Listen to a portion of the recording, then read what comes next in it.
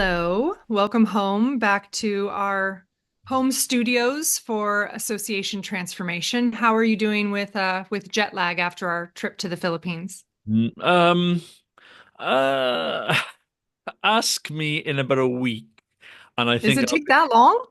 I might do. Didn't they say it's like a day per hour that, in terms of the difference of your normal time zone or something like that, which means, Okay. for me oh, mind you, for you, it's 13 hours difference. For me, Yeah. it was eight. So, Yeah. you'll be good by Christmas. You'll be fine. But what about you? How are you feeling after that?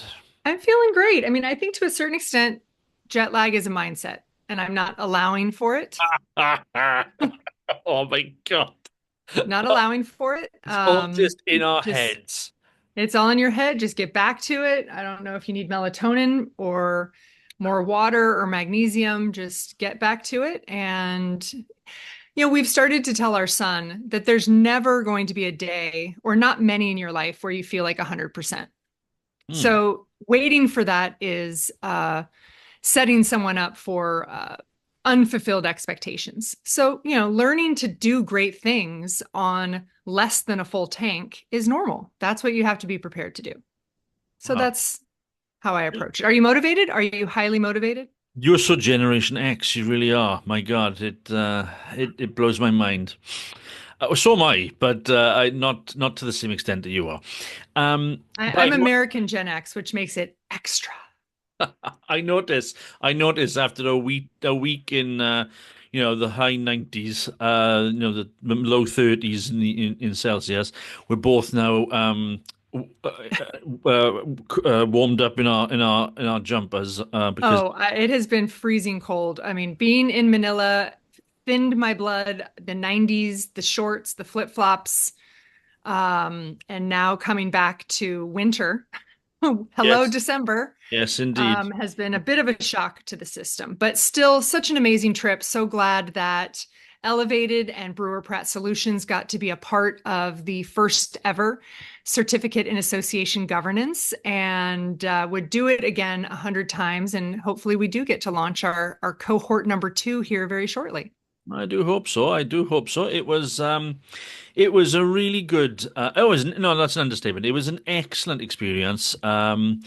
Great cohort of learners from a nice variety Yeah. of organizations, membership bodies, and interestingly, vendors, suppliers as well, which I thought was Yeah. Yeah. nice. And But they from impressed across, me. I mean, we all have gotten used to working with people on Zoom. And I mean, even you and I, we didn't meet until 2+ years after we had been working together, that's right. virtually. And it was Hmm. really great to get to meet the students in person and see their final projects Yeah, presented in person.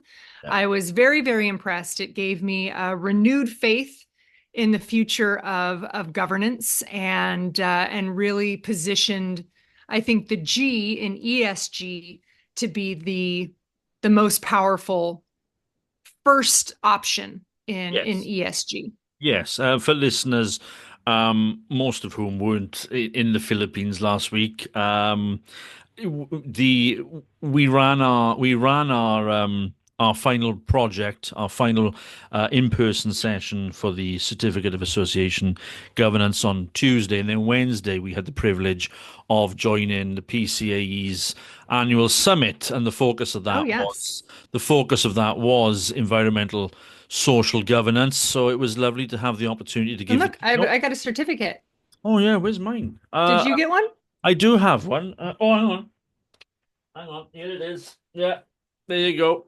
There you go. Look at us. We're Look at we're that. we're appreciated. I love it. I barely fit on the page. Look at that. I barely fit on the page. But it was really lovely to have that opportunity to give that keynote and to talk That about, was as you great. say, the things that we can as organizations control. Yeah. And Yeah. that was lovely. I really enjoyed it.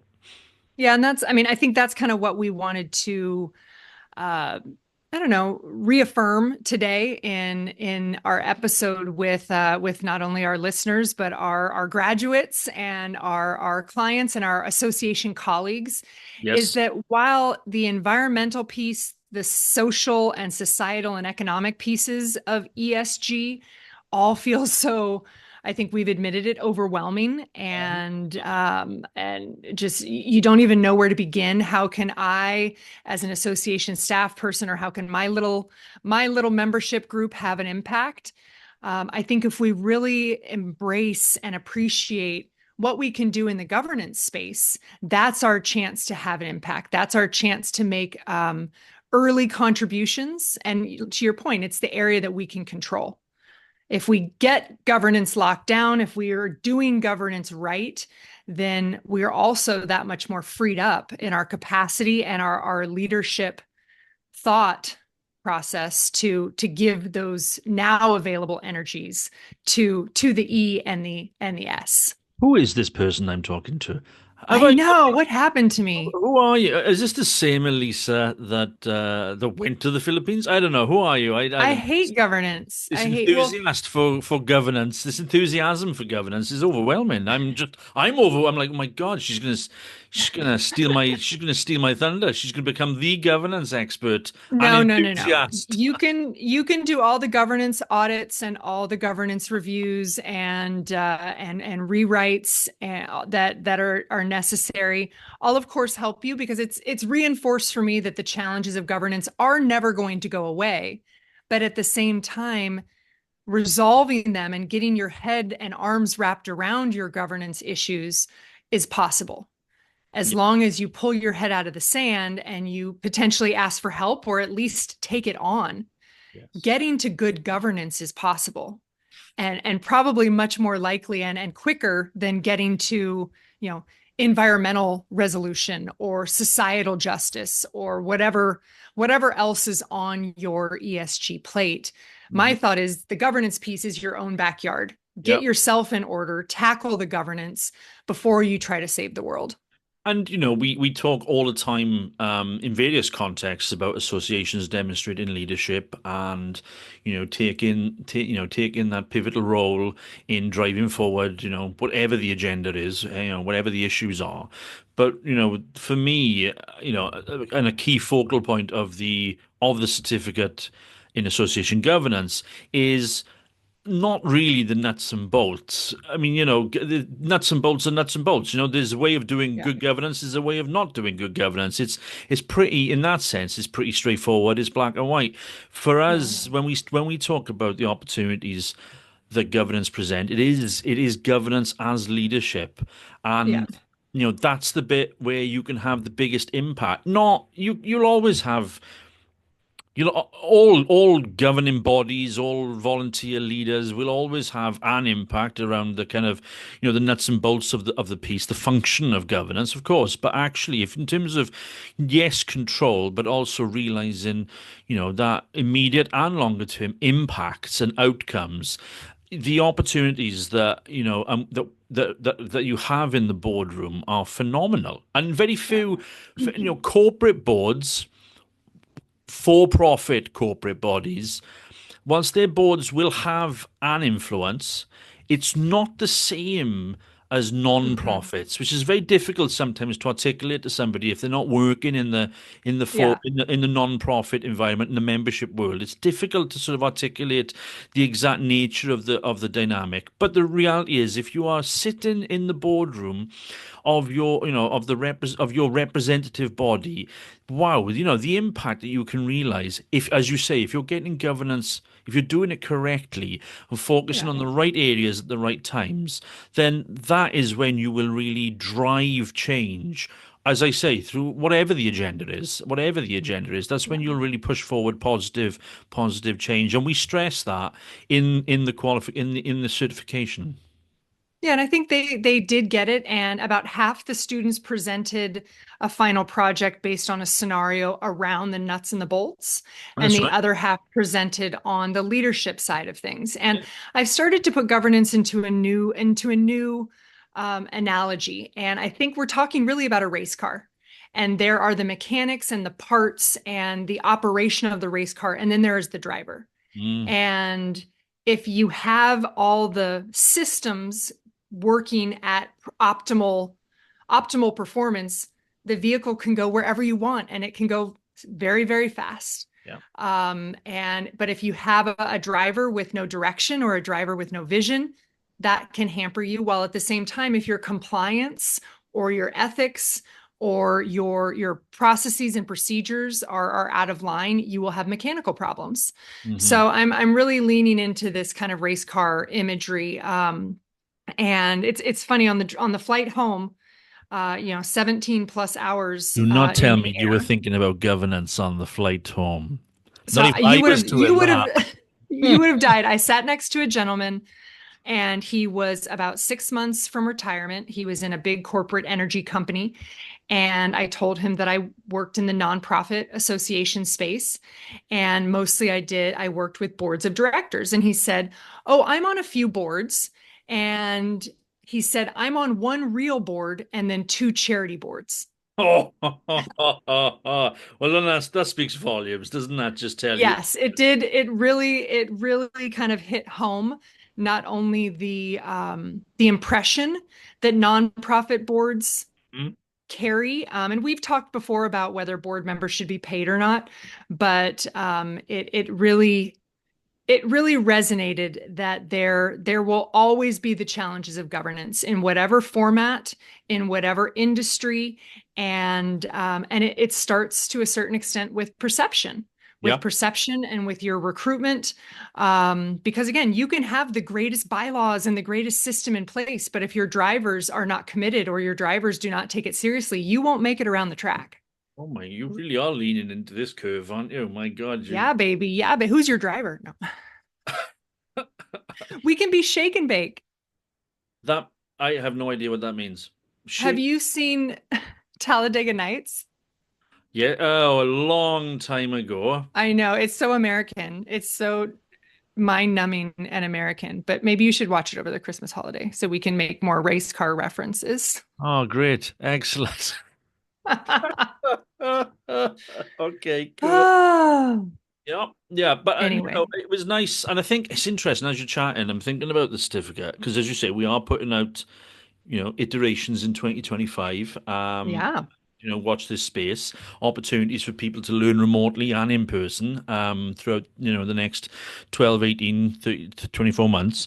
It's interesting, this cohort is very much focused around staff yeah. and effectively the support function that underpins the governance piece. We spoke about it all in that context, and I'm thinking about, did how do we what do we need to do? Because talking about that point you made there about perception, how boards are perceived, and how do we get more volunteer leaders engaged in this?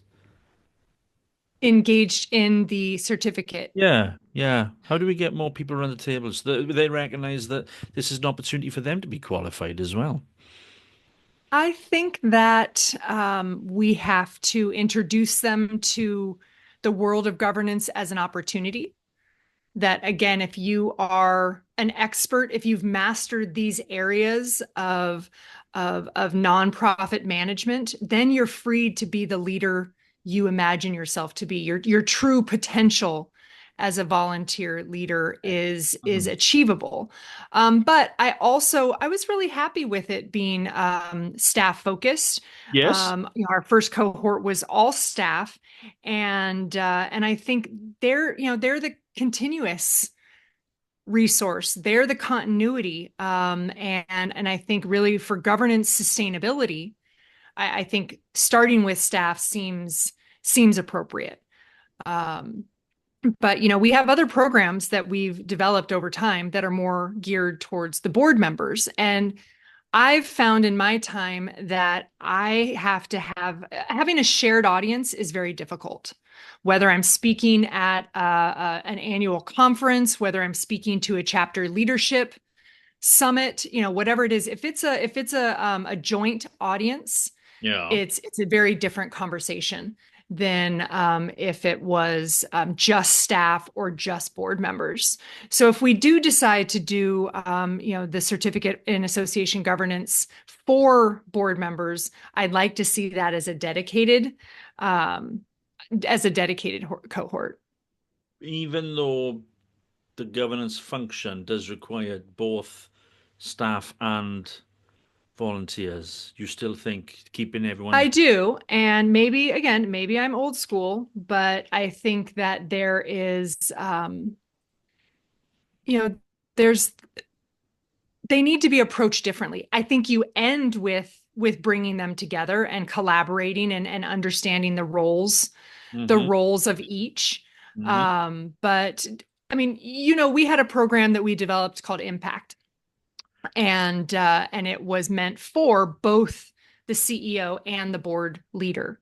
Yeah. And I think that comes after somewhat of a learning curve, an investment in the relationship, Right. and an investment in understanding what governance can be and how it can both help and hold you back if you're not executing on governance effectively.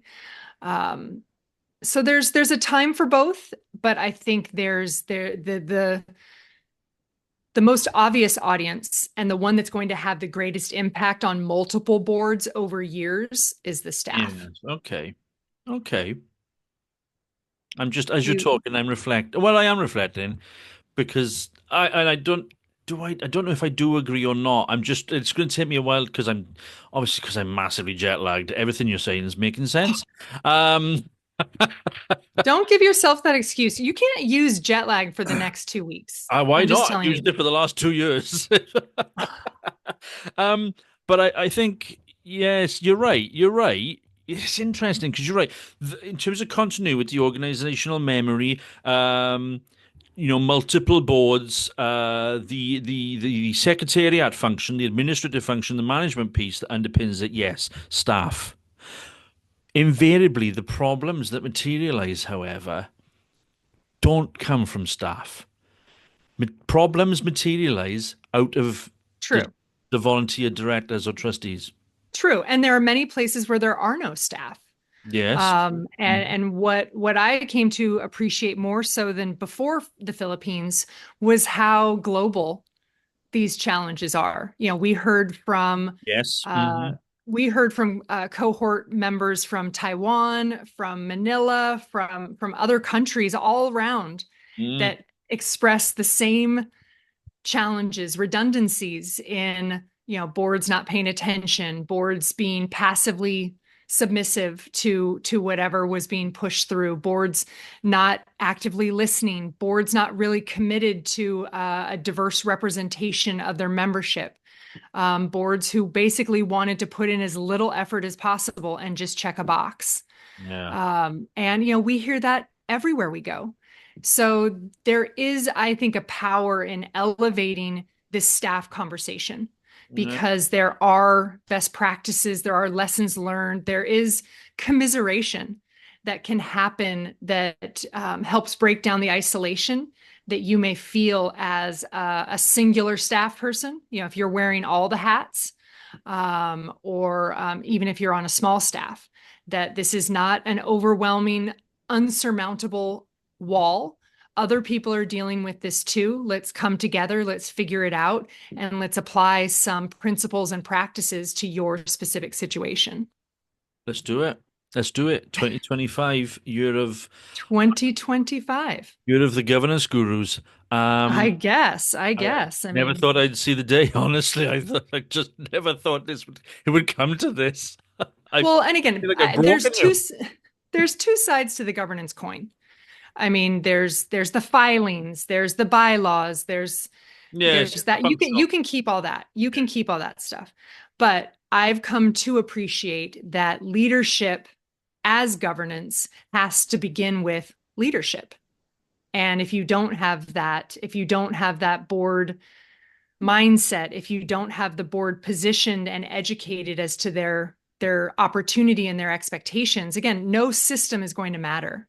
So they're two equally important ingredients, and you can focus on one side. Maybe I'll focus a little more on the other No, side. no, no, no, no, no. Definitely Why? not. Definitely not. Don't go and letting the listener think that all I do is the functional piece, right? No, You love it. You I love no, no, governance. no, no, no, no. Anybody who's been in any of my training courses or any of my pieces or heard me listen or heard me speak in conferences and what have you knows that I give over about 2% of my time to the fiduciary piece, the functional piece, and the rest of the time I talk about governance as leadership. I talk about the characteristics of leadership. Don't go pigeonholing me into the tick Well, box. I thought you would be in the pits under the hood. You would make sure all the Absolutely not. mechanics and Absolutely not. machines are working. No, no, no. I'm up there with you drinking the champagne. All right. All right, I'm with What? you with the own in the owner's box. Okay, Oh, stop don't go it. putting me into that piece. Oh my God, no, no, no, no, no, no. So when we do convene next year, we'll be sharing Yes. it equally.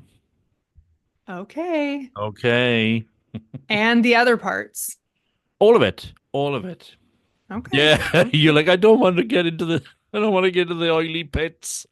I will. And that's where we have to remember that there are different rules. I mean, I learned a lot about how nonprofits and associations in the Philippines are governed and the regulations that they're bound by and their licensing requirements. All of Yeah, that is different yeah, yeah, given your jurisdiction. And I think that piece of it is what intimidates people and keeps governance at a distance, yeah. You're right. because obviously we're gravitating towards the human piece of governance. Yes. And while that seems the most appealing, I think that's the hardest. I think the Oh, human piece always, of it is the always, hardest. 100%, 100%. But Mm-hmm. but the paperwork side of it, the fiduciary piece of it, the bylaws and standard operating procedures, the rules of engagement are complex in some cases, but I don't think unsurmountable. I agree. Oh, thank you for my microphone, by the way. You know what? And you sound so much better. Oh, good. Okay. Well, you always said it was my room, Well, I so think, I'm just glad. yeah, I think I thought it was. I thought it was the wood paneling, or or not wood paneling, the wood shelving behind you. But actually, it was just the microphone that you were using. But Yeah, then I'm very sounds excited. so. We're And so look, legit. you've even got your microphone thing on I it. do. Yeah, excellent. It's good. It's good. Okay, so we're gonna listeners keep an eye out. Early in 2025, we're gonna be putting some stuff out the door, opportunities for you to engage in. I can't think of some analogy about Grand Prix or anything. I don't know. I'm trying to, but I It's don't okay. watch Don't it. don't I hurt don't. yourself. Don't hurt yourself. It's hurting me. It's hurting me. Um, Definitely some good you stuff know, going on.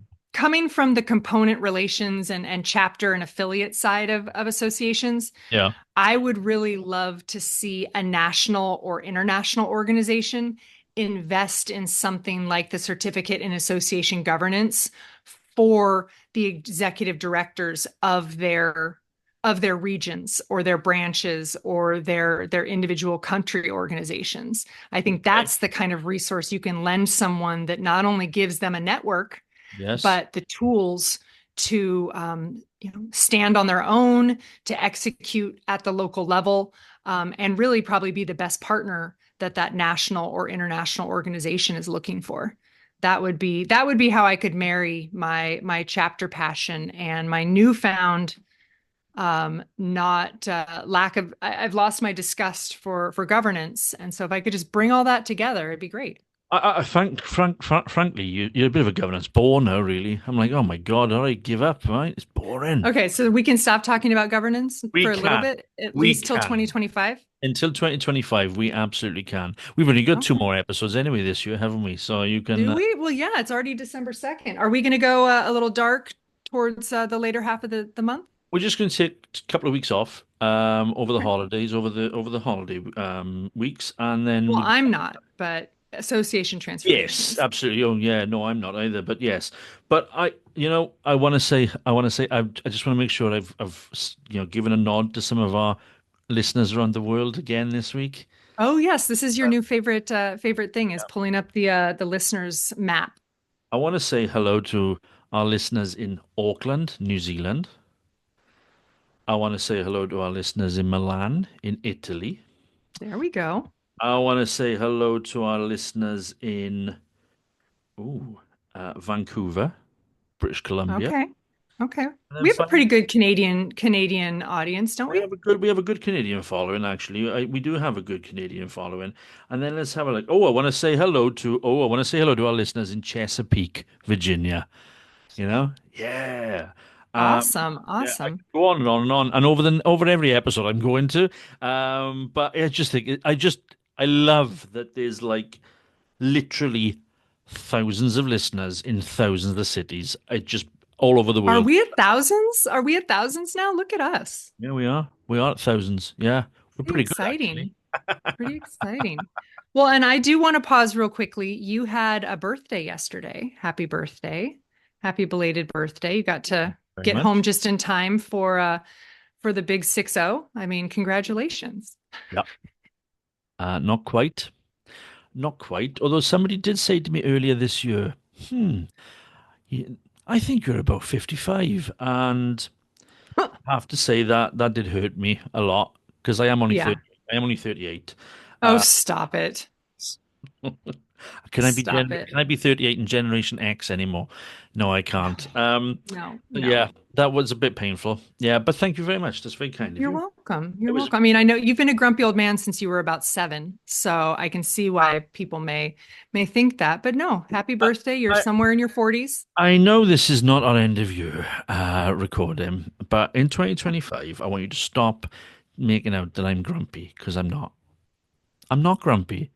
I'm not. Uh, Dear listener, let me tell you a story about somebody buying something last week, and the difference was about 50 cents and maybe 75 cents in price. And the absolute paddy, the absolute temper tantrum that was going on, right, was phenomenal. So don't call me grumpy ever, right? listeners, if you'd like me to tell you a story about a global trip Global trip. with someone who fell asleep in every car ride, who fell asleep in the movies, I did. who was tired and Tired. hot Tired is, and tired is not thirsty the same as and grumpy. Tired is not the same as grumpy. I'm just, tired, high maintenance, diva. hang on. What is this? Autobiographical? What is this? I'm I'm the low maintenance one. Oh my God. Oh my All right, God. we better wrap this. We're turning on each other. We're turning on each other. I But think thank you to Bobby, to Lau, to all of the graduates of the Certificate of Association Governance. So proud of you. So appreciative for your participation in this first group, this pilot program. We look forward to bringing it back to the Philippines. We forward to bringing it to other regions and other countries. So keep an eye out for that. And yeah, we'll have a couple more podcasts this year. If you have any ideas for next year's pods, or you're a new listener from a new place, shoot us an email. You can visit associationtransformation.org and find all of our podcasts all the way back to episode 1. And you can also submit some ideas via the website. Until then, oh, wait, I'm sorry. Do you have anything else? no, I was just going to say brilliant. It's nothing. I was just forget it. I'm just tired. Oh my God. Have you taken your Metamucil? My what? Oh, never mind. It's an American product, I guess. Oh, okay. It's your fiber supplement. Oh, enough. Enough. Move on. Right. Put your members and your mission first.